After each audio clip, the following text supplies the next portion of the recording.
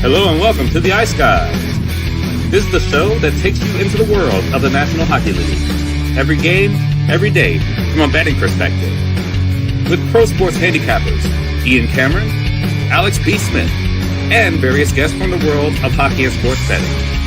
And now, here's your host, Ian Cameron.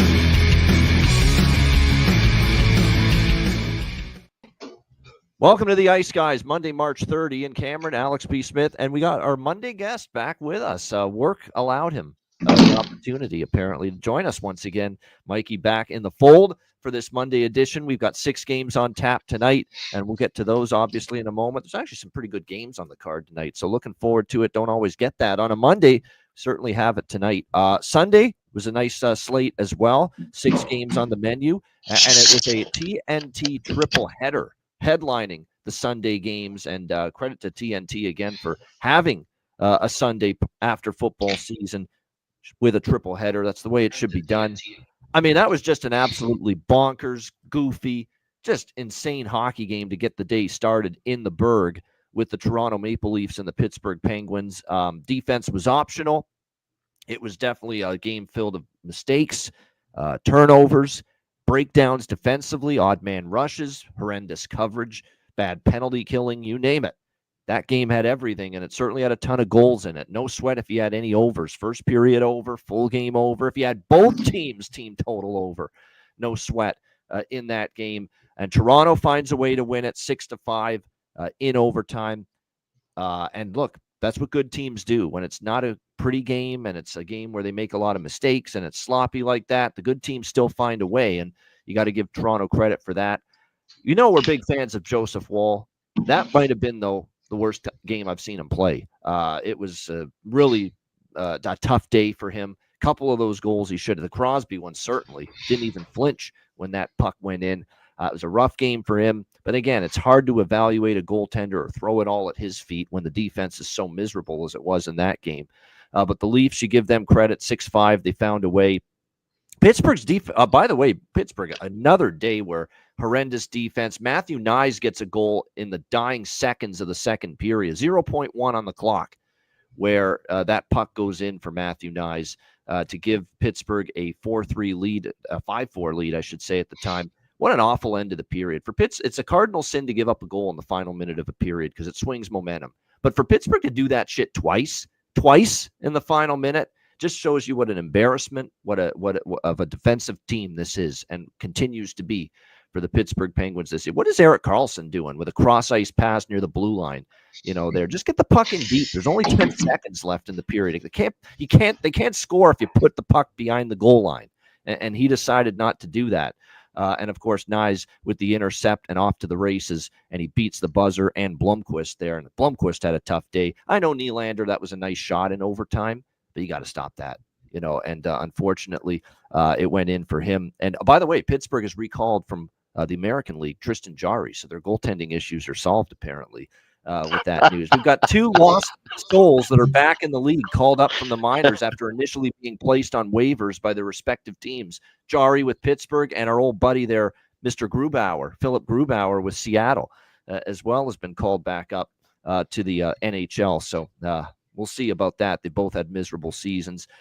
We go from that barn burner, electric fest, and goals galore to Boston, Minnesota, where the only goddamn highlight in that hockey game was one hell of a fight between Mark Kastelik and Marcus Foligno. Other than that, that was an unmitigated snore fest, essentially, for about 60 minutes, the Bruins and the Wild. I guess you could say it was a nice, well-defended game, but even that game, other than the fight, it just didn't have a lot going for it. The goalies were solid, obviously, at both ends. Swayman for the Bruins, Gustafsson for Minnesota, but one goal for Minnesota ends up being the difference, and they get the 1-0 victory over the Bruins. That means the Bruins are in the system play in their next game, which is against Nashville, who are also in the system play because, as we'll get to, they got shut out by the New York Rangers last night. So you got 2 teams in the system play going head-to-head. Boston with the 1-0 shutout loss. No offense. They missed Marchand clearly, and obviously still banged up on the blue line. Carolina, 2-1 win against Calgary. Another game where Calgary gets exceptional goaltending, this time from Dustin Wolf, but no offense, not enough They do break the drought, but one goal is not going to win you many games, just like no goals is not going to win you many games. And in overtime, Calgary got caught on a long shift in overtime, and Sebastian Aho got the overtime winner there for Carolina, who hand Calgary another loss on this road trip. This has been a pretty tough road trip for Calgary. The only solace is they do get a point at least, and it is a very big point considering how tight the playoff race is, but they do fall in overtime 2-1 to Carolina. St. Louis, Dallas, I think a lot of us did well betting-wise on this game. For me, this was just a hell of a game. You know, the over by Fecta, best bet for me was over 5.5. We like the, again, Dylan Holloway comes through for us. Holloway, it was great to hear that again on the clip on the Ice Guys Twitter account. The bargain bin special, Dylan Holloway. He is probably, like I said, the clubhouse leader right now as far as the player that's put more money in my pocket with the bargain bin special this season. And Dylan Holloway got one of the 3 goals for St. Louis, but too much offense for Dallas. You know, St. Louis doubled them in shots, but the way Dallas is ripping offensively right now, they don't need many shots or chances to put it in the net right now. Dallas has got it rolling, and certainly Joel Hofer found that out the hard way tonight. But you know what's scary? Jason Robertson's on a roll. Wyatt Johnston with the hat trick last night. Rope Hintz is on a roll. Thomas Harley is starting to become a point machine, filling in for Miro Heiskanen on the blue line. I took the over 1.5 points on him again. I see Aaron did in the chat as well, plus 450. That was such a great game for me betting wise. But you've got all this happening for Dallas, and that's also why they're 9-1 to the over now in their last 10 games. They've been an over machine. This offense, this power play is humming. Mason Marchment gets them going with the first goal. This is what we expected, you guys, from Dallas coming into the season with the 4 lines they have. The ability to score goals we always said was there for this team. We're seeing it in droves right now for sure. This is a offense that is, I think, in the last, 2 to 4 weeks, just this recent stretch, I think you can make a case. Dallas has been one of the best offensive teams, scoring teams in the NHL. They certainly have played that way and given a lot of great support to Jake Ottinger with the offense on fire as it is right now. So a big 6-3 win there for Dallas. Rangers shut out the Predators 4-0. I did lean Rangers team total over 3.5 there. It does cash. I mean, just a listless game from Nashville. I mean, horrible to watch that team play hockey. Well, and like I said in our group chat, it's no hyperbole. It's one of the most colossal disappointments right now in the NHL for the last 20 to 30 years based on preseason expectations, what we've seen out of the Nashville Predators. Horrific. And I feel bad for our guy, Shea Walker, who posted, I'm going to see if I can get this picture up on the screen here so that Alex and Mikey can see it as well. Shea Walker, guy that got into hockey because of this show, and his great son as well. They made the trip as Nashville Predators fans. Let's see if we can get this here. This is a great shot here on there. Okay, hold on. We've got it. Yeah, I think we got it. Here we go. Look at that.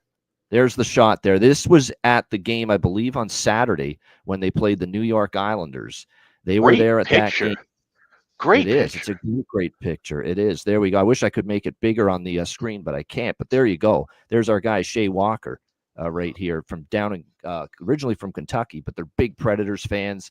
And his son there came all the way from Nashville. They've got the sign there, and they get obviously a little bit of a time with our guy, no goals, right? UC Saros, I believe that is. So there you go. It's a great picture. 2 of our we've seen them on our betcast before. Hell, the last time Shea was on our betcast with his son, the son was playing in a game, and we got a little glimpse of him playing. So that's great stuff. The only thing I said is after he sent me that picture, it's too bad they played like a bag of ass for you guys in that game and lost 7-4 to the New York Islanders. But still, great time, I'm sure. Anytime you catch an NHL game live, making the trip, in the midst of a horrible season, too, for the hockey team to make that trip to UBS Arena and catch that Preds Isles game. Great stuff. Thanks for sending that picture, Shea. Good stuff to see you guys attending an NHL game. Great picture, too, that was. Yep. Yeah, that's a fantastic picture. Hopefully you guys get that blown up, put that in a nice frame. That's something that and those are memories you'll remember certainly, especially the little ones, remember for the rest of their lives. So even if it's not a winning game, hell, I can't remember the first time it was years before I saw Hawks win in person, but we went to games. But having those memories that means a lot. So that's cool, really cool. Yeah, there's no doubt. Absolutely. And like I said, definitely, like I say, nothing like seeing an NHL game live. That is for sure. But a miserable weekend for the Predators. That was probably the highlight for Nashville, that two great Ice Guys family members there, Shay and his son, went to the game. Other than that, no Yeah. highlight for Nashville, the way they played this past weekend. No highlight for New Jersey because they lost the game 2-0 to Vegas. They get shut out. And they lose Jack Hughes to injury on just a tough accident. You know, there's no intention on Jack Eichel. It was just that they got their skates entangled, and then Hughes just takes a nasty fall into the boards and landed in the wrong area. It looks like maybe something with his arm, his shoulder, his collarbone, clavicle. Take your pick. It's probably something to do with that as far as the injury is concerned. But the good news is it's sounding like it may not be as severe as we thought initially, which is such a relief. No one wants to see Jack Hughes out for a long period of time, or certainly for the rest of the season. So, like I said, definitely we hope he's back sooner rather than later. And it looks like, at least as of now, that maybe this injury to Jack Hughes isn't as bad as we think. But the Devils, you know what's alarming too for New Jersey is this is now, 12 straight games where they've alternated wins and losses. They have not been stringing 2 wins together in a row. They have been a win-loss team now for weeks. And eventually, if you're Sheldon Keefe, you're going to be annoyed by that and say, hey, enough's enough. We got to put 2 good games in a row together, not be this win-loss bullshit, that we've seen for the last few weeks. So tough night for New Jersey. They get shut out in Vegas, and they lose Jack Hughes to injury. And one last point on that game, Adin Hill was great again. And I think that's some very, very comforting news for Vegas, that Adin Hill for the last month has really played more like the cup-winning Adin Hill 2 years ago. That's a good sign for the Golden Knights, because that's the kind of goaltending they need come postseason time. Alex, your thoughts on Sunday? Just another day where we started to see more of a separation of oil and water, right? The bad teams play bad, and the good teams are playing better. And even amongst stars, when you have a game like Calgary and Carolina, a game that infuriated the hell out of me because I took a shot, best bet record on the line, and I had a little streak running with that, and we go with Calgary to score a goal in the first period. One, as I said on Twitter, punk ass shot in 20 minutes of play, and it was all Dustin Wolf show, really. He can't score the goals. He can just only stop them.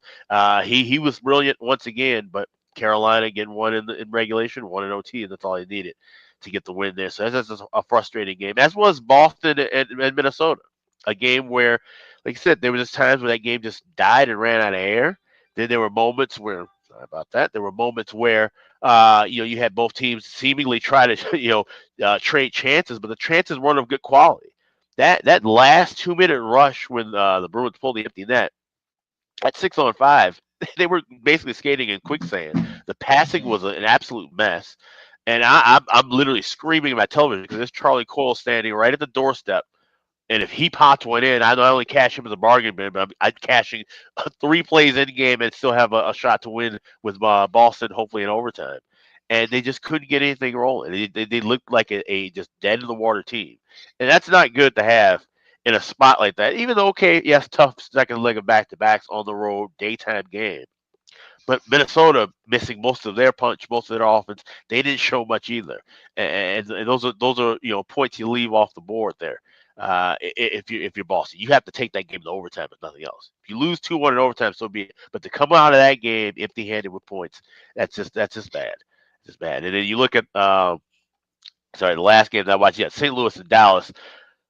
First period over, cashing easy, and like I said, really bad. I didn't make that the best bet. But like I said, another run where these totals, and you see it now with this Dallas team, they can start consistently getting the 4, 5, 6 goals right now. Which, that's not how playoff hockey is going to go. But now's the time. Blow out teams when you have a chance. Get that confidence in you. Get some of those bottom tier guys to start scoring as well.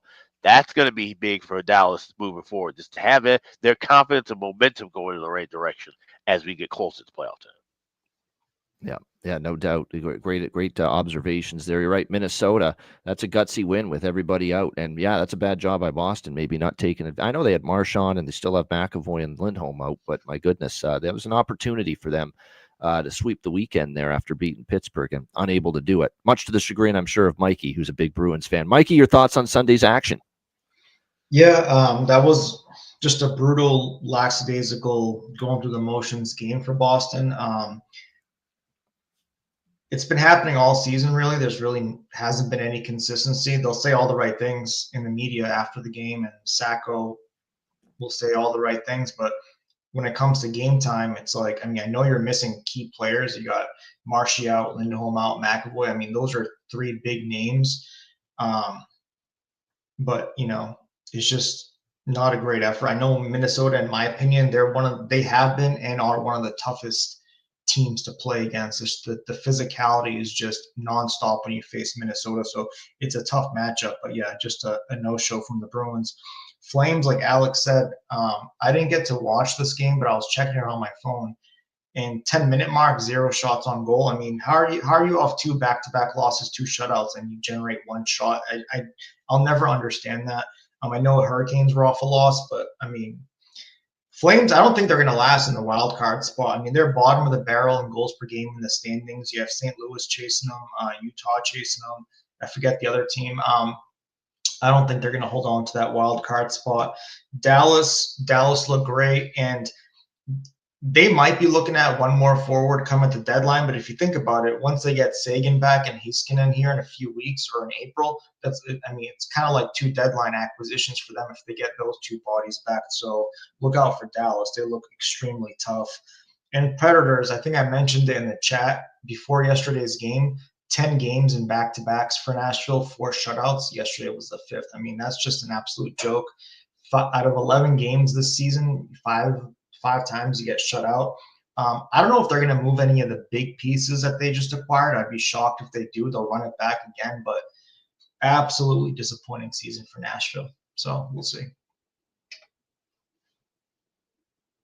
Yeah, no doubt. Nashville, I can't believe how disappointing it's been looking back on what we expected, certainly going into the season. All right, let's get to Monday. 6 games, half a dozen on the slate. We'll begin with a battle of the nation's capitals, Ottawa and Washington. We've got the Capitals minus 145 home favorites, 5.5 the total in this game.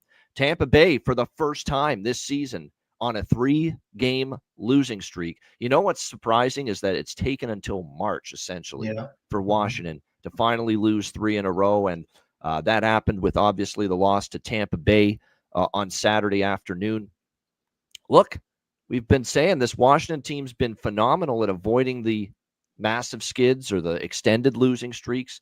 Not about to say this is the start of one, but now that you've hit the 3-game losing streak plateau for the first time, it does make you wonder, is this team going to go in a little bit of a free fall? Not a free fall, but just a little bit of a skid, that could prolong itself beyond tonight. And another thing you have to keep in mind, too, with Washington is there's not a lot of pressure on this hockey team right now based on their position in the standings. They're cruising along atop the Atlantic Division.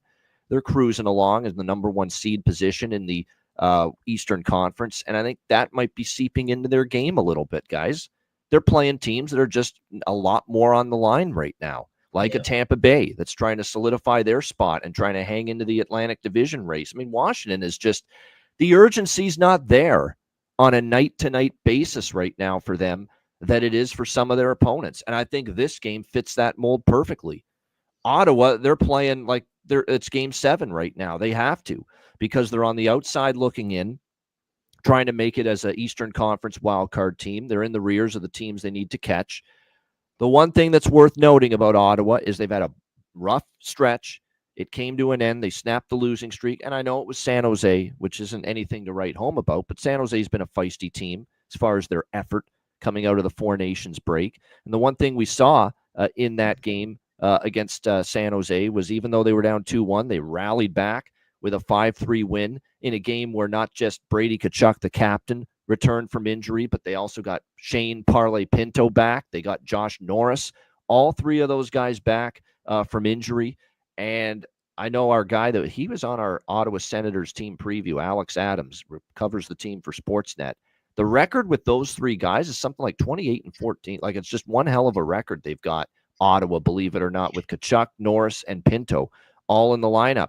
I'm taking this is one of those deals where, look, you got one team kind of with not feeling that urgency and that intensity at this stage of the season. Really, the intensity comes from Ovechkin, and that's just to get the goals record. I think from a team perspective, you're not really seeing the urgency there for Washington. Ottawa, now that they're healthy, they go on the road. They start a very important road trip, And if you actually look back, they've been a pain in the neck to Washington. They've won 3 of the last 4 meetings here in Washington, believe it or not, versus this Capitals team. So I'm on the dog here. I'm taking Ottawa in this price, in this spot, plus 125, plus 130. Again, they've got everybody back now, at least 3 of their most important forwards when talking about Norris, Pinto, and Brady Tkachuk. Pinto's important too. Look at, he scores a shorthanded goal his first game back, obviously Saturday night against San Jose. So like I said, this is just one of these price plays where Washington's a different team when they're healthy. If Washington finally lost 3 in a row for the first time this season, what's to stop them from losing 4 in a row for the first time this season tonight? Logan Thompson versus Linus Ullmark in net, not really much of a surprise there. But like I said, in this spot and Jacob Chychrun, yes, I was going to get to that, but obviously we like Jacob Chychrun props as it is, but against his old team, obviously the Ottawa Senators, it's hard to avoid maybe looking at a goal prop, assist prop, points props of any kind with Jacob Chychrun. But I like Ottawa here, like the price, like how they finally, with everybody healthy, got the win. Now they go on the road. There's a big trip for them. And at 2 points that right now, Washington would like to get the 2 points tonight. Ottawa's taking the ice feeling like we need the 2 points with where we are in the standings right now. And that's the difference, I think, as far as that just intensity factor is concerned right now. Alex, what do you think here? Ottawa, Washington. Yeah, I'm just gonna keep this one simple. I'm going with the first period over 1.5 minus 115. Mentioned in the chat, yeah, Washington Capitals off of a loss. This has been a fairly strong trend. And like you said, That's for true. Ottawa, Yeah, I'll bet if that. they're going That. if they're going to push in this contest, getting a goal early against Logan Thompson would be imperative. Just like I said, just to get their kind of confidence under them. So I like that first period over. Maybe would dabble with maybe both teams to score the first period, but if anything, I do that would be in game. Like I said, this should be a fun battle. Like I said, Washington, they don't really need the points, but at the same time, this is still a team. Like I said, coming off of 3 losses, I'm sure they want to get things in the right, put things back in the right column. So this should be a fun one. I'll look for something live, just pregame first period over 1.5. Yeah, I'm doing money line, and I'll do the team total money line split with Ottawa here because, as Jonathan alludes to, 3 goals or more allowed in 10 straight games by this Washington Capitals team. I forget about that trend too. Yeah, Ottawa and the team total over 2.5. Split it up, because you don't want to be there in a 4-3 Washington win and you lose the money line and you didn't bet the team total. You want to be in a position where you at least have something on the 3 goals for Ottawa over that 2.5 team total. So I'm going to do money line split plus 125, plus 130 with the Ottawa team total, which is about minus 120 in most spots. So very good price with that as well. And that first period over, yeah, you got to bet it. I know finally the consecutive game first period over streak for Washington came to an end Saturday against Tampa Bay, but off a loss streak has still been pretty solid for them overall. And so I'm going to come back to it. Of course, we go with Ovi last goal, even though it's not as better price than what we saw from the last couple of games. It's plus 700, plus 750. I see at FanDuel. But we almost came close with that last game. He did score that game, and kind of cut the lead, but then there was the empty netter late. So Ovi last goal, still riding that. Even like I said, if you're betting it small, it's just something to put in the pocket. Yeah, I would agree with that. That's definitely something that's always worth a look the rest of the way until he gets this record. Very important note. I have no idea why this is. This is a 6:30 p.m. Eastern time start tonight, Senators and Capitals. So make note of the start time. Don't be one of those guys that's looking to get this bet in 10 minutes before puck drop, thinking it's 7 o'clock Eastern and the game's already started. It's 6:30 p.m. Eastern time tonight for Ottawa, Washington. Mikey, what do you think here? Sens, Caps. Yeah, so Ottawa's 1-2 out of the gate since the break, and they're actually allowing an average of 4 goals per game. Washington, they're 2-3 out of the break, and they're allowing 3.4 goals per game. So with the total at 5.5, I haven't locked it in, but I wouldn't be too scared to bet the over in this one. And besides Thompson last game, I know he only allowed 2 against Tampa, but before that, 3, 3, 4, 3, 5. So he hasn't been as sharp as he was at the beginning of the season. Also, a couple things to keep in mind, like you said, Ian, Washington, I mean, they're pretty much at the top. I think Winnipeg is ahead of them, but the urgency is not going to be there like Ottawa. I mean, you nailed that 100%. This Winnipeg and Washington team, they kind of remind me of the Bruins last year. They were just coasting all season long, turn it on whenever they wanted to. they were ahead of so many teams that the urgency wasn't there every night. So I love the fact that Ottawa's team total is only 2.5 at $1.20. They've scored 3 or more goals in 7 out of the last 10 meetings against Washington. And I know prior to the game against San Jose, Ottawa wasn't scoring, but they got their reinforcements back. And when Ottawa wins, they're burying 4 or 5 goals per game. So this is a short price to pay for an Ottawa team total. And also the draw. 3 games in a row, overtime, 6 out of the last 10 went the distance in overtime again with these two teams. So I didn't see what the price is. I'm sure Alex knows it, but I would take a shot at the draw as well. FC plus 325, best price available at Bet Online. So 320, 325 range. Just shop around for that.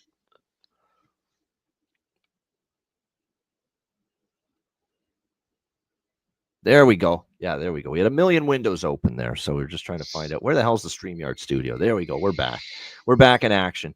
Good stuff. Yeah, Jacob Chikrin props, and I like as far as props here. He scored a shorty against Washington. Parlay Pinto, Shane Pinto, man. He's just a goal scorer. That's what he is. He's shown you that in the past. He was in good form before his injury as well. All right, next up, we've got Tampa Bay and Florida. This is one of the games of the night, obviously. Battle for, and these two teams still very live in the Atlantic Division. It's basically a 3-team race at this point with the 2 Florida teams in Toronto for first in the Atlantic Division. We've got the Lightning and the Panthers. They're both trailing Toronto at the moment, but they're both still right there. Florida minus 160 home favorites, 5.5 being the total here in this game. Florida, obviously, the big news is that Bill Zito, the GM, spoke to the media today saying that confirming what we already knew, that Matthew Tkachuk's on long-term injury reserve, but they are hoping he's back in time for the playoffs. We will see if that is indeed the case, but he will be out for a period of time. That means that $8 million, I believe, of cap space that gets freed up for the Florida Panthers to be able to use at their disposal for the trade deadline coming up later this week on Friday. So, like I said, it's going to be one of these deals where they got that freed up money to be able to use it to try to improve this team at the trade deadline. Florida obviously is Florida. They could have won that game 5 or 6-0 against the Calgary Flames, if not for Dan Vladar, who was outstanding, but they completely dominated that game. They've played well, other than the flat game they had against Seattle. We really remember that game. We really liked Seattle last weekend, and they upset Florida. Since then, they've played very well. But man alive, I mean, Tampa getting this price right now with what we're seeing from the Lightning. They're playing really well. Now, the only thing that does concern me here is the last time these teams played, it was right around Christmas time. Tampa went into Florida and shut them out 4-0. And, Florida's certainly going to know that happened the last time. But how is it possible to pass up Tampa Bay right now with the way they're playing coming out of the break, the way Vasilevsky's playing? And it is going to be the battle we all thought we would see tonight, Vasilevsky and Bobrovsky in net. I like Tampa here at plus 140. I'm going to take them here, and they're in the trail position, still a little bit behind Florida. It's a huge 2 points for both teams, but I like what I'm seeing. You're getting a really good price with a team that's got it clicking right now. It's the offense has been good enough, but mostly they've found their defensive game. And Andrei Vasilevsky's been a brick wall coming out of this Four Nations break for the Tampa Bay Lightning. He's been absolutely outstanding to the point of giving up 1 goal or less in all of his starts coming out of the Four Nations break. I mean, Tampa's played 4 games coming out of the break. They've given up 3 goals in those 4 games, including a shutout. And look at the teams they played. I mean, Calgary and Seattle, not so much, but Edmonton, Washington, holding teams like that to just 1 goal each, you're doing something right at this point in time here if you're Tampa Bay. So, like I said, I think they're worth a look here. The way they're playing, the way they're defending, the goaltending they're getting from Andrei Vasilevsky right now at this plus a 140 price. So, like I said, plus 140 with the Lightning. I like that. And I'm going to do something very, very unique and something that something I don't often do. You're going to be able to get knowing that they've given up a goal or fewer here, the Tampa Bay Lightning in every game coming out of the Four Nations break. You could find, and I'm looking at the options right now. Let me just bring this up here on my screen here with the team totals at this point in time. Yeah, here we go, team totals.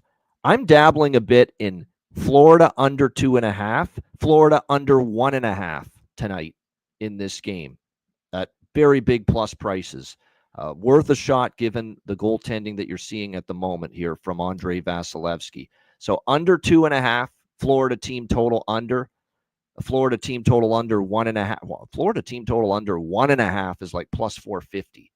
It's not bad considering, like I said, Vasilevsky 1 goal or less in each start coming out of the Four Nations break. So just small bets on those. It's always scary with Florida at home, and that they could, and they have had some success in the past, obviously against Andrei Vasilevsky, but they did get shut out by him the last time they played Tampa. I think it's worth a look, just given how dialed in right now Vasi is for the Tampa Bay Lightning. Alex, Battle of Florida, Lightning, Panthers. So I like the dog and the draw split here, leading a little bit more on the draw. I got plus 325 with that this morning, bet online.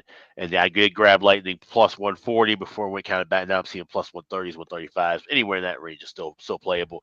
But I do worry a little bit about, Vasilevsky, he's played a lot. He's been sharp. But like I said, this is a Florida team now. They know this is, the Battle of Florida. It's always a crazy game, no matter what. And yes, you mentioned the last time was a 4-0 shutout, but that was coming off of a 4-2 Florida win the night before for the last time those two teams played. So, like I said, I don't like to carry too many of the previous meetings over with these two teams because, like I said, especially now when you're looking at this is now a 3-team division battle for the top. This game could get kind of out of hand. So I lean toward the over here as well. I think we can see gold. I'm not playing first period over. More than likely, we'll be looking to try to grab plus money with 5.5 in game. But I could easily see this would be a 3-3 after 60. So dog and draw along with the over playing in game. All right, there you go. Live over as well for Alex, and looking at the dog and the draw here with the Lightning and the Panthers. Mikey, what do you think here? Tampa Bay, Florida. You're muted.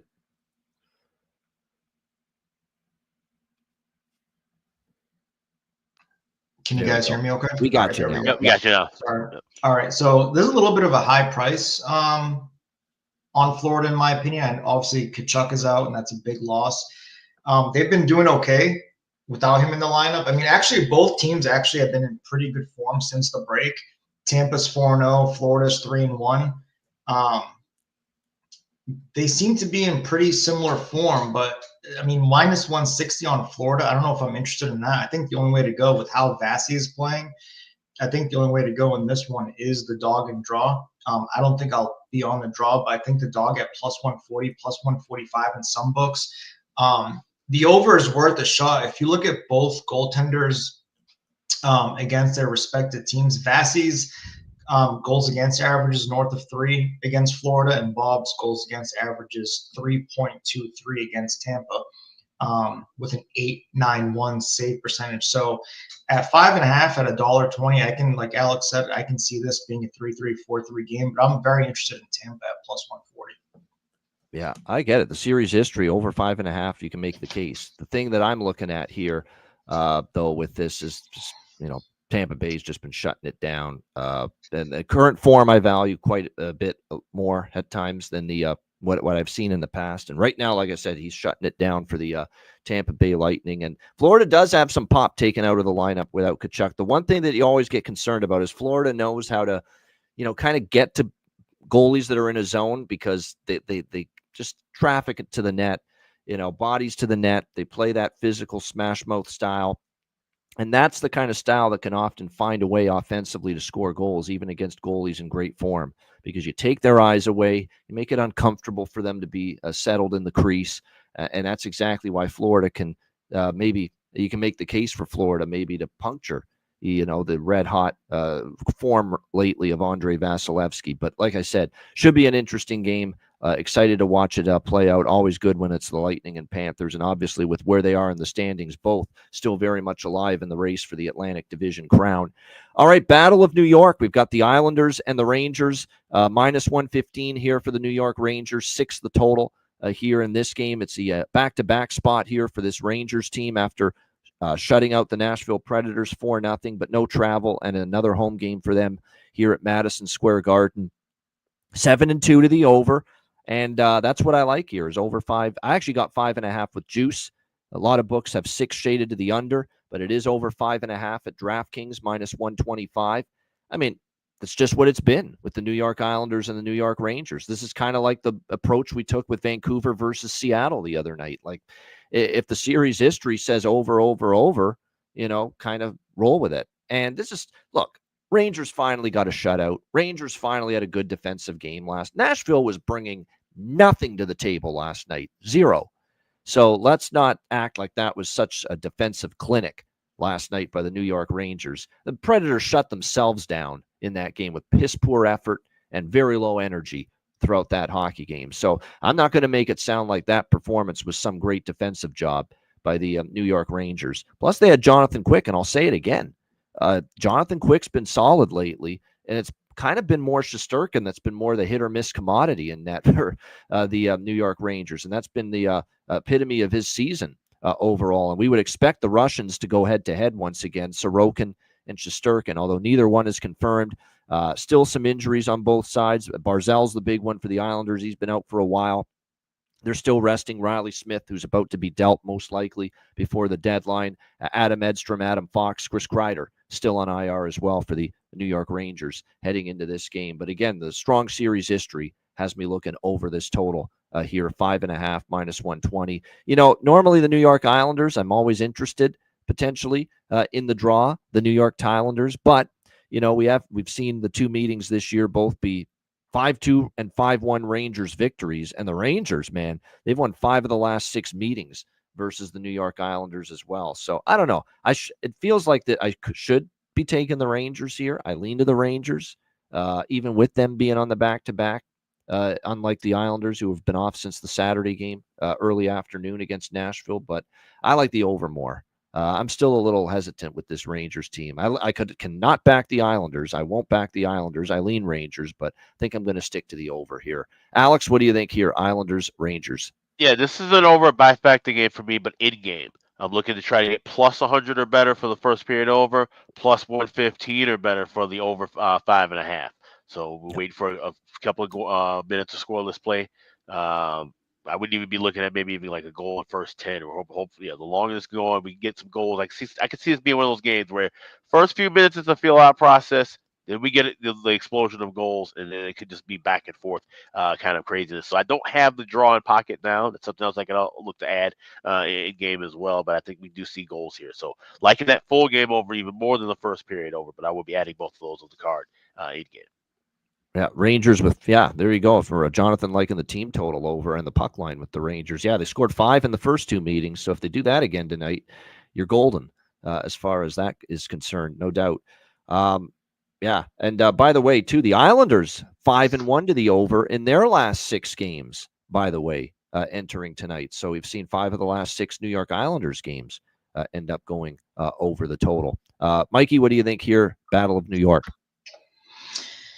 So the Rangers outscored the Islanders 10-3 this season, winning both games. Like you said, the over/under is 7-2 in the last 10. Islanders, they are 2-2 since the Four Nations break, but they're allowing 3.5 goals per game. The Rangers, on the other hand, they're 3-2 out of the Four Nations break, and they're allowing an average of 3 goals per game. This is a back-to-back for the Rangers, and they're 5-4 this season. In back-to-back situations. Over/under is 5-3-1 for the Rangers in these scenarios. And the only reason they're 5-4 this year in back-to-backs is because they won their last 3 back-to-back games. Prior to that, they were 2-4 this year in back-to-backs. Also, Sorokin, when he faces the Rangers, his goals against average is 3.50, and his save percentage is 0.895. Of course, Igor's is a little bit better. He's at 2.90 goals against average against the Rangers. Against the Islanders. But his save percentage is 0.901. So I love the fact that this over is only 5.5. But like Alex said, I haven't locked it in yet because I do feel like this could be a 1-0 first period and the floodgates open. So that's my only concern, is we might actually get a better price if we just wait a little bit longer. My only concern about the over is if you look at how these teams play against within the division, the Rangers at home over/under against the division is 2-7, and the Islanders on the road over under against the division is 3-3. However, we saw this similar yesterday with the Blues and Stars, and we saw what happened in that game. So I think the only way to go in this one is the over 5.5, but you might be able to get a better number live. I'm so glad I just focused in and honed in on the Dallas over machine run lately, which was 8-1 going into last night, now 9-1 in their last 10 games to the over, because everything about head-to-heads recently said no part of the over for that Blues and Stars game, and it ended up going way over the total. I mean, you could tell right away in the first period, hey, we're going over in this game. There's absolutely no chance this game ain't going over the total. So I'm glad I stuck to my convictions there when it came to the Blues and the Stars over. And you might be wondering in the chat with Jonathan throwing out that he likes the Rangers puck line, and you might be thinking, well, hold on now, -1.5 plus 220 is a great price, but Rangers money line is only a reasonable -115. Why wouldn't you just take the money line, be safer? But he throws out the stat, which is important to note: 49 of 70. That's a pretty damn high percentage. 49 out of 70 games after the Four Nations break, the winning team has covered the puck line and won by 2 goals or more. So if you laid the puck and a half, you've cashed. So it makes sense to me. Maximize your return on investment. If you're buying into that, then this could continue for a little bit longer. 49 of 70 games in the NHL, the winning teams won by 2 goals or more.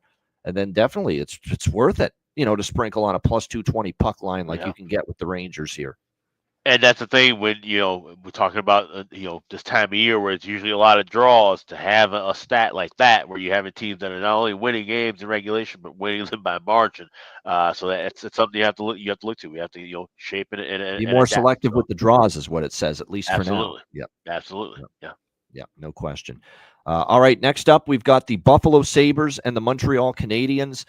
Even money here, -110, both sides, 6 the total here in this game. This is the back end of a home-and-home series. They played in Buffalo on Saturday. Best bet for me on Saturday's Ice Guys show, Montreal +130. They get the 4-2 win in Buffalo, 4-0 out of the Four Nations break for the Montreal Canadiens. Very impressive stuff. Like I said, they had the 4-3 overtime win against San Jose, where they kind of were in sleepwalk mode for a chunk of that game. But other than that, they pummeled Ottawa 5-2, 4-0 shutout over Carolina, and then the 4-2 win against Buffalo. And now they'll play again here in Montreal. I guess the only bit of hesitation I have here is that this has been a road-dominated series. I mean, Montreal always wins in Buffalo. Like, that has become like their second home. They have dominated the Buffalo Sabres so much in Buffalo that it's like become a second home for them. But Buffalo's had a lot of success in Montreal at the Bell Center as well. So it's been a very heavy road dominated series. Buffalo's won 3 of the last 4 here in Montreal, but the most recent one was not a Buffalo win in Montreal. The only meeting actually at Bell Center this year in Montreal was actually a Montreal 6-1 win over Buffalo right before Christmas. So this is still, for me, Montreal or pass. They are feeling it. They're playing really good hockey. And this might be one of those deals, too, where if you like Montreal, yeah, you could take the money line, but, step it up. Take that plus money value on the -1.5 if you, with that 49 of 70 trend going on league-wide with teams winning by 2 goals or more coming out of the Four Nations break. But I know Buffalo has won 3 of the last 4 in Montreal, revenge spot and all that. Montreal's the better team, and this price is dirt cheap. It's Habs or nothing for me. Alex, what do you think here? Buffalo, Montreal. Buffalo's trash, and we're not going to be getting the Habs at -$1.10 at home much longer. Give me Montreal.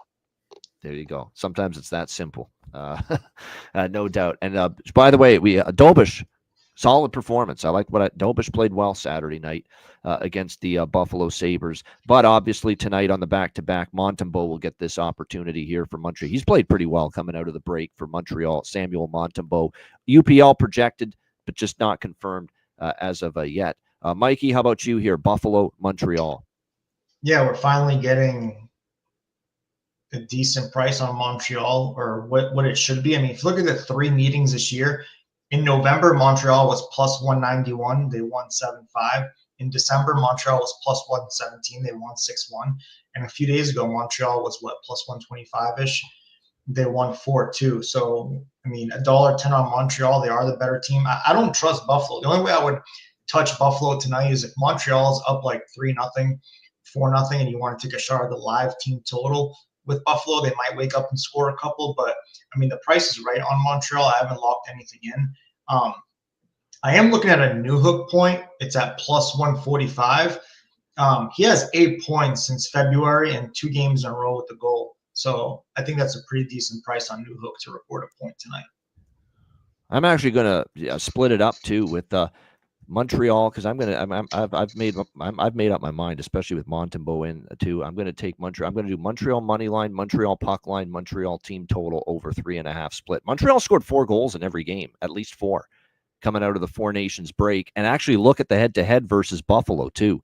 Montreal scored 4 on Saturday in Buffalo, 6 at home against Buffalo December 17th, 7 in Buffalo back in November. So they put a 4-goal spot on the board every time against Buffalo this season. So yeah, I'm going to do a nice little even money or a split of, equal amounts on all 3 of those. Habs puck line, Habs money line, Habs team total over 3.5. Again, Montreal has scored 4 goals or more every game coming out of Four Nations, and they've scored 4 goals or more in every head-to-head meeting against Buffalo this season as well. So, and I like the new hook prop. Slavkovsky, I have no issues with that either. He's heating up. There's no doubt. Those are some good prop looks as well going into this game for sure on the Montreal side of the equation. No doubt. Alex, anything you want to say? No, I'm just looking. Yeah, this would be a game worth sprinkling on the puck line. I'm obviously a little gun shy from doing that for the 5 years of missed empty nets, but with this great track record that's going on right now, this is definitely a spot worth. Like I said, plus 220. Yeah, I'll dabble in that as well. Yeah, I mean, this is. I think the way that, and I saw some of the quotes out of Buffalo after the Saturday loss, and that was coming off the Carolina beat down. And Carol, they kind of the writing's on the wall. It's kind of like reality sinking in now. We made a nice little run there for a bit, but we're no playoff team, and I think we now know it. So you got to worry about the mindset a little bit. All right, San Jose and Toronto. We've got the Toronto Maple Leafs minus 360, home favorites, 6.5 the total. It's on Monday. It's only on Prime. That's right. It's your Amazon Prime Monday night hockey game here in this one. We've got, obviously, Toronto that's had a pretty hellacious schedule. They played at home against Carolina for 1 game out of Four Nations break. Then they go on the road to face Chicago, Boston, Rangers, and Penguins. And now you're back home in Toronto for 1 game tonight here against the San Jose Sharks, and then you're off to a 3-game roadie out west to Vegas, Colorado, and Utah. So, boy, oh boy, it is a condensed schedule here for the Leafs. San Jose, again, now, they let us down in this spot, the bastards. Saturday night in Ottawa, we liked them there to score a goal in the first period, and they waited until the second period to get their offense rolling in that game. They were blanked in the first period by Ottawa. The system is the system. Say that regardless of what the system is the system for the most part, although I did stay off the Calgary, Florida system play Saturday. But this one's still been very good. The underdog facing a favorite of minus 300 or greater, getting on the board in the first period. It's not a great Toronto spot. They had the barn burner with Pittsburgh yesterday, 6-5 in overtime. They get the win. San Jose could easily strike on them. We love our Stoli, the goalie, and he's been great, and he's going to get the nod tonight, obviously, after Wool got the start yesterday. But, I see San Jose scoring in the first period. It's been a good enough angle. San Jose, other than the Ottawa game, they've honestly been very good at finding the back of the net in the first period in recent games. So, yeah, we're going to go back to the well here. San Jose, first period puck line. San Jose, and I like the first period over and the first period both teams to score, but at 6.5, I am not on this full game over. So I'm playing it a little bit differently here. I think the goals come early. You get San Jose on the board early with Alexander fucking Georgiev in net for the San Jose Sharks. I am not counting on San Jose putting a goose egg on the board in the first period against Toronto. I could see the Leafs maybe putting a goal or 2 up as well, but them conceding at least 1. So I think both teams to score in the first period. This is one spot where I think it makes a lot of sense at plus 152 at FanDuel for that. The San Jose goal in the first period is about minus 115 in around that range. Pretty good price with that. So San Jose goal in the first period, minus 115. Both teams to score first period over. I think they're good looks here when it comes to the San Jose Sharks and the Toronto Maple Leafs. As far as the full game over is concerned, may bet that eventually, but that's a live bet for me, and maybe hoping that we get a little bit something better than 6.5, especially if we get a couple minutes of scoreless hockey in the first few minutes. Then you'll get that total tumbling down to 6 in this one. And like I said, Stolars and Georgiev expected to be your matchup in net here with the Sharks and the Leafs. Keep in mind, guess who's back tonight? Now, we know Tanev is still out for another game. He won't be back at least until the road trip begins. Pacioretty is close, but he's not back. And Steven Lorentz is day-to-day. But back and making his season debut tonight, I believe he's ready. He's going to make that debut tonight. We'll have to wait, or are they going to wait for the road trip? They haven't confirmed it yet. I thought I heard Craig Berube say he's going to make his season debut tonight for Toronto. He hasn't played all season. It's kind of like making a trade deadline acquisition that he's coming back, because this forgotten man. Some people forgot he's on this team, but he's been there for a couple of years. He's back tonight, most likely. I'm going back to Cali. It's our old buddy, Cali Yarncroke, who's going to be back for the Toronto Maple Leafs tonight. And you'd think, well, you know, is it a huge impact player? But he can do a lot of good things. He can chip in some offense, a good defensive player, and he can slot in on that third line for the Toronto Maple Leafs. He's finally healthy. He's been out for a very, very long time. And it looks like he will make his season debut here tonight for the Leafs. If not tonight, definitely on the road trip when they head to Vegas. But I'm pretty sure he's going to be in tonight for the Toronto Maple Leafs. And like I said, it makes Brad Treliving's job a little bit easier, because you thought, well, maybe we're definitely going to look at getting a bottom 6 forward to bolster our depth. Now you get a guy like Cali Yarncroke back in the lineup.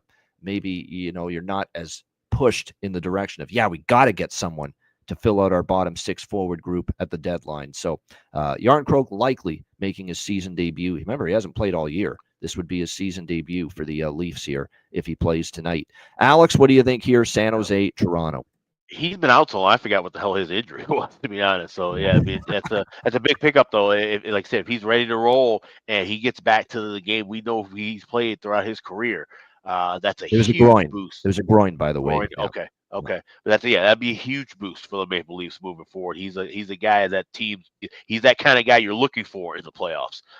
If you don't already have him, usually looking to go out and get him. So that's like I said, internal trade and a boost for the Leafs. But I like the Sharks, of course. Like I said, we're looking at these goals early. I do like Sharks to get a goal in the first period. So team total over a half. Goal in first period, however you bet that, and there's a couple of ways in which that's worded or kind of laid out depending on your book, but that's what we're looking for there. Also on both teams to score in the first period, and I'll be betting goal in the first 5 minutes plus 154 at FanDuel. Not just Sharks or Leafs, just anybody to get a goal in the first 5 minutes, and that's just to kind of maybe give myself a little insurance, because I want to look for the first period over in game. I'm not laying 150 or 160 with that. I want to try and get that closer to 130. Should there be a goal in the first minute or two, I'm covered with that plus 154. So that's the way I'm doing that. Goal in the first 5 minutes, along with both teams to score in the first, and Sharks team total over a half in the first period. He was probably already worth a goal prop look for San Jose, knowing that he's been in good form lately for them. But yeah, obviously the Scarborough, is where he grew up, which is a suburb of Toronto. And family in attendance. Yeah, Tyler Toffoli for sure. No argument there as far as maybe a goal prop look for the San Jose side. For Toronto, you know how I say Max Domi, it took forever to finally score. And watch now, he'll get a couple now. You know how that works. He couldn't buy a goal. He finally gets a goal, the first goal yesterday against Pittsburgh. Max Domi, Holmberg and Robertson. I mentioned those guys. There's value there as well. Matthew Nyes has gotten goals in back-to-back games. Hungry Nyes. Remember, he had gone through a big goal drought, and now he's scored in back-to-back games for Toronto. I love those betting angles for goal props. Players that haven't scored in a long time, they finally bust the slump, and sometimes the heater comes right after that, and the floodgates open. So Domi's in that kind of category. Matthew Nyes is in that kind of category. Again, we've seen him score back-to-back games coming off of a slump. And there you go. Max Domi, 5 goals in 10 games versus Georgiev. So he's had success against this particular goalie. It's just the kind of situation I love to bet with a goal prop. Guy that couldn't buy a goal, couldn't put a puck in the ocean for weeks, months even, Max Domi. And he finally gets one against Pittsburgh, and often it can provide the spark you need to get rolling. and then the floodgates open a bit. So yeah, Domi's a good one for a goal prop here. Mikey, what do you think here? San Jose, Toronto. Yeah, Will Smith too. I agree with that. Will Smith's a good one. So San Jose is 0-4 since the break, and their losses extend beyond coming back from the Four Nations. They're allowing over 3.5 goals per game, but the games have been close. I mean, 2 overtime games, lost to Calgary by 1. They led against Ottawa before they blew it. But the last time San Jose won a game was January 27th. I mean, we are approaching over a month and then some. And Toronto is just the complete opposite. They've been so hot off the Four Nations break, 5-0, and the offense is absolutely on fire, averaging 5 goals per game. But like we've talked about for the last 20 minutes, a brutal schedule for Toronto. 7 of the 8 games in February were on the road. They just come home from a 4-game road trip, 1 home game tonight, then going back on the road again. I mean, they have zero, in my opinion, they have zero interest in this game tonight. Non-conference opponent, Monday night at home. They have their honey to-do list and all that crap to get done. I mean, and you're off a back and forth barn burner yesterday. So I just think this is a disinterested Toronto squad tonight. Flat spot, at least in the first period. So give me first period San Jose plus 225 and first period San Jose to score a goal at even money. That's what I'm on for this one. There you go. And remember, Pittsburgh had a first period lead against Toronto yesterday, 3-2. And look, Toronto gave up a first period goal against Pittsburgh, first period goal against the Rangers, first period goal against the Bruins, first period goal against the Blackhawks. It's been 4 straight games giving up a first period goal for Toronto, which is why we all like that San Jose first period goal look quite a bit. The only reason I'm a little leery of the money line is because you know who is in net for San Jose, Georgiev. Will Georgiev allow San Jose to be up after the first period? You know, knowing how brutal he can be at times. And he is facing a piping hot, red hot offensive team as well. So that's the only concern I have with that. But I don't mind taking that shot, especially at plus 225, San Jose in the first period money line. I'm just playing a little safer, though, with just the goal in the first period for San Jose, where I trust their offense to do it for me. I don't know if I trust Georgiev nearly as much. And Luke Cunnin, wow, that's a good stat. And why not at plus 700 for JD with 4 goals in 6 games against Anthony Stolarz. So Luke Cunnin, there's a bargain bin if I've ever seen one. Plus 700 down the lineup, maybe to find the back of the net here for San Jose tonight. All right, final game for this Monday slate. Los Angeles Kings, Chicago Blackhawks, LA minus 260 road favorites, 5.5 the total in this game. I was all ready to really take LA here, knowing that they were coming off the back-to-back. Now, they're not a good road team. We've talked about that. It's just night and day, Kings home versus Kings road. But this is Kings off losses to the Stars and the Blues, 2 supremely better teams than the Chicago Blackhawks. A focused effort. When you play a bad team and you're focused, often you can beat them.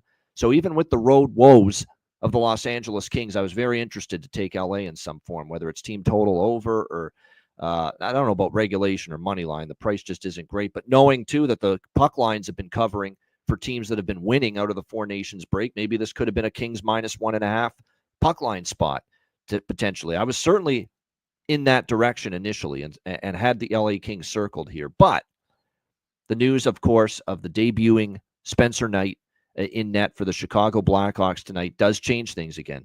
Now, I get it. If you still want to take the Kings, I get it. They could still win this game big. And the thing, too, for Spencer Knight is he's going from playing on Florida with that great blue line of Forsling and Ekblad and Mikkola and company to this ragtag bunch that's going to be in front of him here for the Chicago Blackhawks. And maybe they just are – it's just such a downgrade that Spencer Knight's going to have his issues tonight playing in front of this group, or playing behind this group, I should say.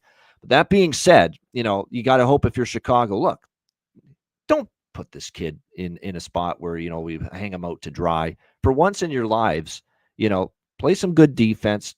Don't break down left and right. Stay out of the box, too, because Chicago's gotten into some penalty trouble at times. You know, just make life a little easier on this kid. Don't make this a 45 save kind of night on him where he's facing 10 bell, high danger chances left and right going into this game. Like, dig in a little bit. This is a special night. This is a kid that's got all kinds of talent. Don't put him in a spot where he's got to be Marty Brodeur in his prime. Maybe he will have to be because of the way Chicago's been defensively of late. But at the same point in time, Doesn't there have to be an onus on Sorensen as the coach, the players going into this game saying, hey, this is a big night for this kid, making his debut for this, it's an iconic franchise. It's an original 6 team in the National Hockey League. It's at home. Let's dig in and let's be a little bit more invested defensively. I know we're not going anywhere. We're one of the worst teams in the NHL. Let's be a little bit more invested at the defensive side of the puck tonight to help out Spencer Knight in his first game. So that's why I'm kind of steering myself off LA. I'm not taking Chicago either, because to me, LA will be taking this game seriously after losing to St. Louis and Dallas back-to-back on the road to start this road trip. But I think you can make a damn good case for an under, quite honestly, here in this game. I think LA still struggles to score consistently night in and night out on the road. We know that. Again, my hope is Chicago defensively is going to bring a little something to the table here in this one. And of course, Spencer Knight, even if he's going to face 10 bell chances, he's a really talented goalie. And even with Florida this year, we've seen a couple nights where we have 1 goal or 2 goals allowed on a 37-38 shot kind of allowance, and so he's a very talented kid. But there's no question he's going to be under a lot more duress here in Chicago with this blue line than he was in Florida. But I think for one night, they'll play a little bit more tight to the vest defensively, Chicago, to help him out. And Knight's going to be pumped up to play at a very high level in his debut here at the Madhouse on Madison, the United Center in Chicago. So I'm actually talking myself into an under here in this game. And Jonathan's mentioned it too. The Knight first period unders when he's been starting have been strong. 8-3 first period under for the for Florida when Spencer Knight started in his last 11 starts. So you could tack that on if you maybe an under bifecta, if you will. I can't believe I'm saying that, but I definitely think goals could be a little bit hard to come by tonight. Alex, what do you think here? Kings, Blackhawks. I think at some point goals will be hard to come by tonight. I could see where, like I said, maybe LA gets on the board early. And of course, if they get a lead, that's a team that definitely would want to sit on it. But like I said, I think the Hawks, there should be some back and forth at times. There's a couple of guys I like to score in this game, but I don't think it's going to be a lot of goals. So I would lean more toward under. Don't like a side on either one. I would be looking more toward the draw. I think this could be a spot, like I said, especially if the Hawks are the team to get out early. Kings can come back, but the Kings know they just need to get points. That's the key, especially on the road. Grind out. If you find a way to just get a couple of goals, but at least stay into the fight, get into overtime, if nothing else, and get a point out of the standings. And we've seen the Hawks at times kind of play up to some bad teams. Of course, that was earlier in the year with a more complete group. But now having a goalie like Spencer Knight, who hopefully we'll be hearing his name in the United Center for years and years to come. Like I said, maybe this team plays a little bit better in front of him. Maybe he's rejuvenated playing in a new, place, and he has a good game as well. So the plus 355 is a little bit high. I'm taking a shot with the draw here, but this could be one where if we see it go early, then I might be looking to come back with an under. It is worth noting now. Look, Chicago's had a lot of overs lately, including at home. So that's always the fear if you like the under here. But the last 3 meetings, Kings versus Blackhawks in Chicago, have all been unders.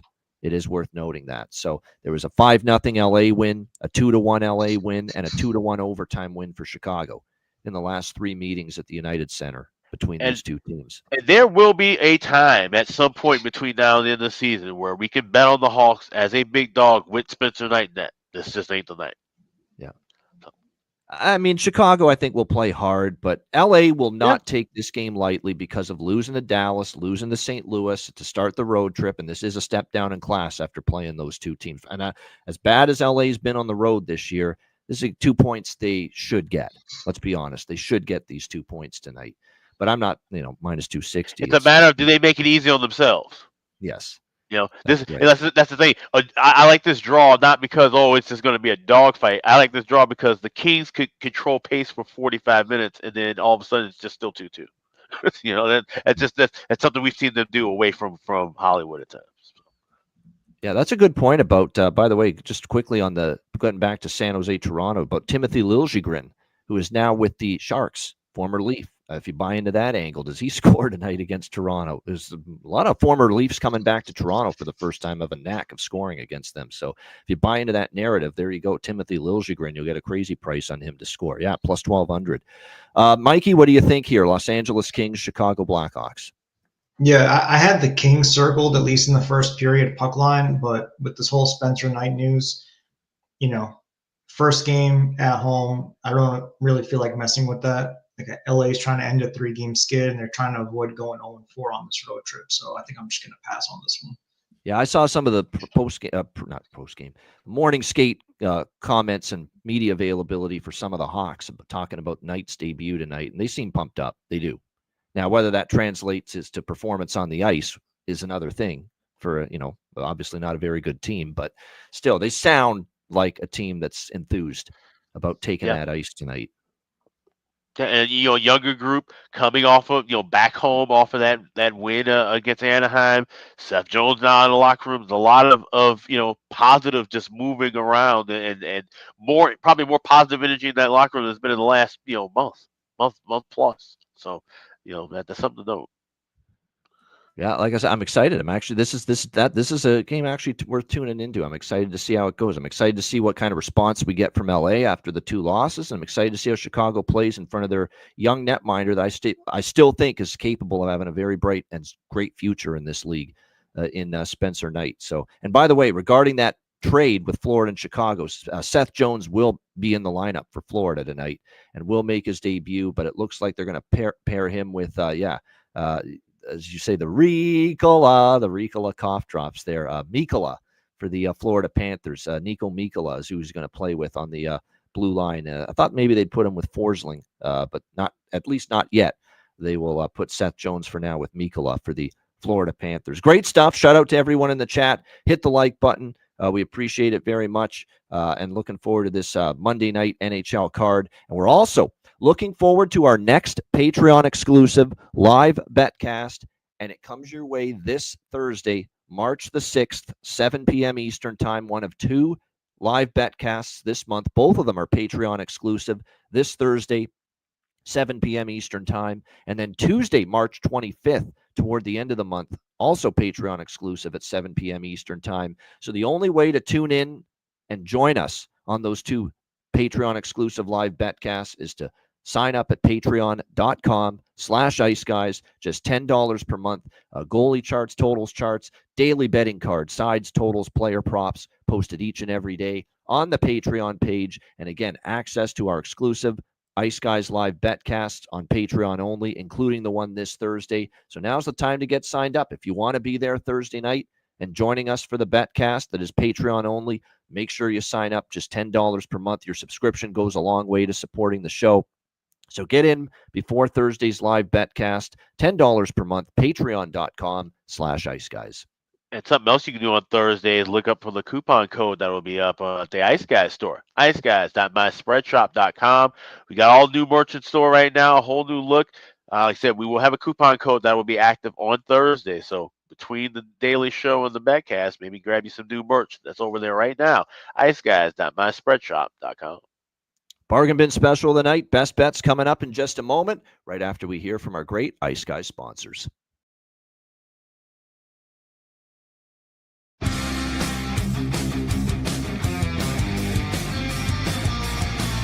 Support for the Ice Guys podcast is provided by Boston Hemp Incorporated, Tailgaters Social,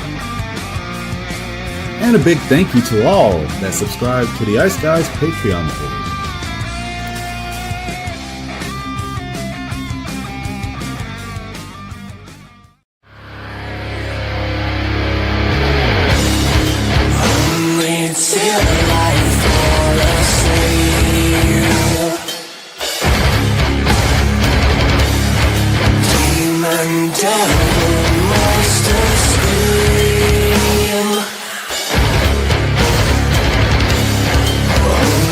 It's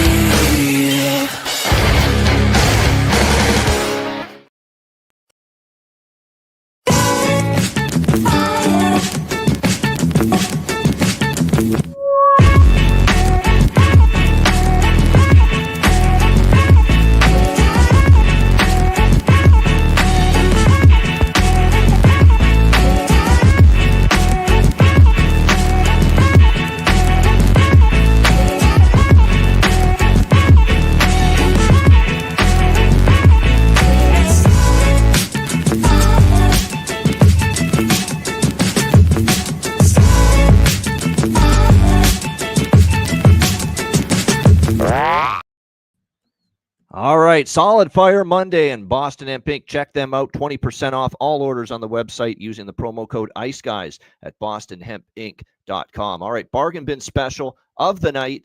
6 games to choose from for the bargain bin, and I've got an encore to try to follow up with our guy Holloway, Dylan Holloway, last night for the St. Louis Blues, getting it done for the bargain bin special for yours truly. Alex, we'll start with you for this Monday bargain bin special. Yeah, we're heading to the west side of Chicago. We got LA taking on the Hawks. Like I said, goals may be few and far between in this game, but I do think there's one person in particular for the Hawks who can get a goal tonight. That's Landon Slaggert. Moving up to the top line, we're there with Bedard and Frank Nazar. You get him, I'm seeing plus 650 anytime goal scorer at BetMGM. See 650 at DraftKings as well. Plus 700 at Fanatics. If you don't have an account, then maybe open up one, use a bonus on that. But I like Landon Slaggert. I like his game. He's, physical presence, and moving up to that top line, I think he has a shot to get one. So Landon Slaggert, anytime goal, plus 650. That's my Monday bargain bin special. All right, Landon Slaggert, the Chicago Blackhawks bargain bin special for Alex B. Smith. Mikey, bargain bin, what do you got? Buffalo Sabres, Alex Tuck, 2 points, plus 320. He's got goals in three games straight and 10 points since February. Some rumblings that Tampa's interested in him and a couple other teams. So I think he's looking to get out of Buffalo. So 2 points, plus 320 for Alex Tuck. There you go. Alex Tuck over 1.5 points, north of plus 300 for Mikey, his bargain bin. I'm giving you 2 tonight because I can't choose between them. They're 2 I like.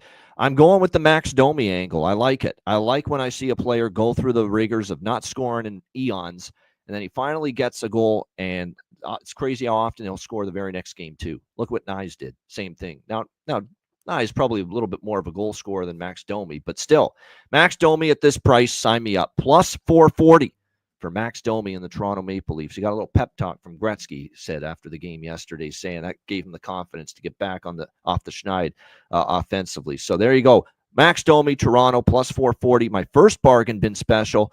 My other bargain bin special for this slate, we're going to go to the Ottawa-Washington game. I think it's also Robert in the chat, his bargain bin. Shane Parlay Pinto, another one that's been good to us in the past. Scored back from injury with the short-handed goal in the game against San Jose on Saturday night. Plus 425 at Bet Rivers. Great price there for Shane Parlay Pinto for the Ottawa Senators for my second bargain bin special of the night. All right, best bets. Alex, what do you like here tonight for best bet? Yeah, hoping to get back into the win column here. We'll take a team that is, once again, underpriced and a good spot at home against a weak team. Give me the Montreal Canadiens. You get minus $1.10. I'm seeing at least 3 different books. I see Caesars, MGM, and DraftKings. So give me the Habs. Minus $1.10 is my Monday best bet. There you go. Montreal, bleu, blanc, rouge, au Canadien. I thought I would do that for Alex because I know he won't in a million years. So Montreal minus 110 against Buffalo for Alex's best bet for this Monday slate. Mikey, best bet. What do you got? San Jose, first period team total over half. So all they need is 1 goal in the first period at even money. They haven't won a game since January 27th, I believe. So, big game against Toronto on the road. So I think they'll get it done. First period goal for the Sharks. All right, there you go. First period goal for San Jose. Minus 115 in that range for Mikey with his best bet.